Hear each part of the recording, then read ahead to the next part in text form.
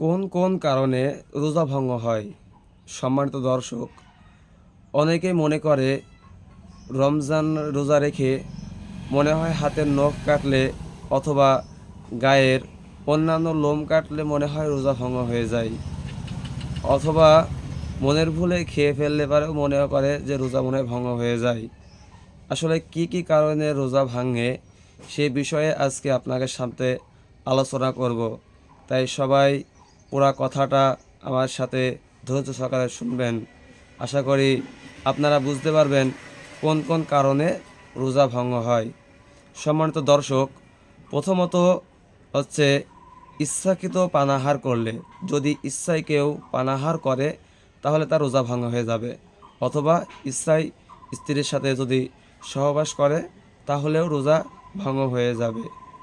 আর দ্বিতীয় হচ্ছে স্ত্রীর সাথে চুম্বন করলে বা স্ত্রীকে চুম্বন করলে যার ফলে বীর্যপাত হলে পারে, যদি বীর্যপাত হয় তাহলে তার রোজা ভঙ্গ হয়ে যাবে।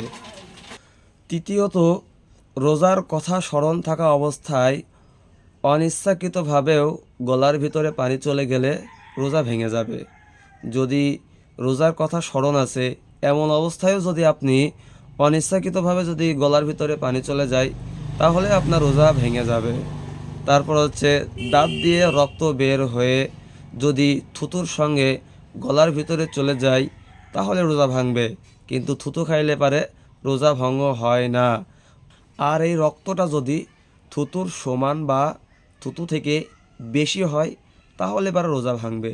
যদি রক্তটা যদি থুতুর থেকে কম হয় তাহলে রোজা ভঙ্গ হবে না।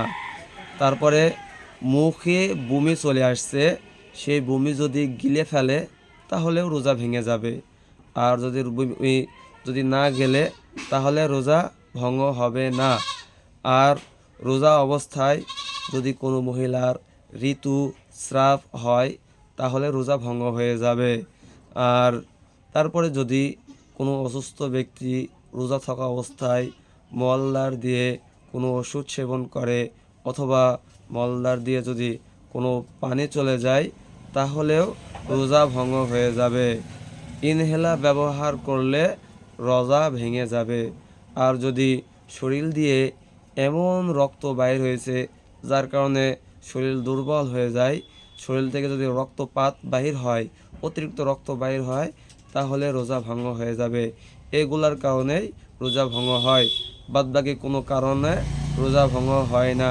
সুতরাং আপনার গায়ের লোম বা নখ কাটার দ্বারাই রোজা ভঙ্গ হবে না, অথবা শরীর থেকে রক্ত যদি সামান্য বাইর হয় তাহলেও রোজা ভঙ্গ হবে না। দর্শক, তাহলে আপনারা বুঝতে পারলেন কোন কোন কারণে রোজা ভঙ্গ হয়। সুতরাং আপনারা যদি অনিচ্ছাকৃত খান তাহলে পারে পরবর্তীতে আর না খেয়ে রোজাটা পরিপূর্ণ করবেন। এবং যদি ভালো লাগে পেজটিকে অবশ্যই ফলো এবং শেয়ার করবেন। ধন্যবাদ সবাইকে।